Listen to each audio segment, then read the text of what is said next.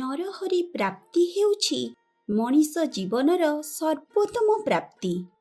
ନରହରି ଅର୍ଥାତ୍ ମଣିଷ ଭିତରେ ଥିବା ନରଶକ୍ତିକୁ ରୂପାନ୍ତର କରାଇ ଯିଏ ନାରାୟଣଙ୍କୁ ଅଭିବ୍ୟକ୍ତ କରାନ୍ତି, ସେଇ ପରମ ମଙ୍ଗଳମୟ ଭଗବାନ ହେଉଛନ୍ତି ସର୍ବଧର୍ମର ମୂଳତତ୍ତ୍ୱ। ତାଙ୍କୁ ପାଇବାର ଏକମାତ୍ର ରାସ୍ତା ହେଲା ଧର୍ମ ମାର୍ଗ।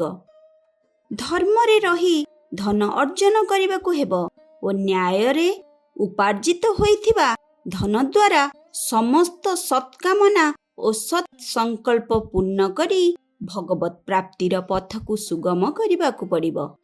ଏହା ହିଁ ହେଲା ଧନ ଉପାର୍ଜନର ଉଦ୍ଦେଶ୍ୟ। ସତ୍କର୍ମ ଦ୍ୱାରା ଉପାର୍ଜିତ ଧନ ସବୁବେଳେ ମଣିଷକୁ ଶାନ୍ତି ପ୍ରଦାନ କରେ ଓ ଚିତ୍ତରେ ପ୍ରସନ୍ନତା ଆଣିଦିଏ।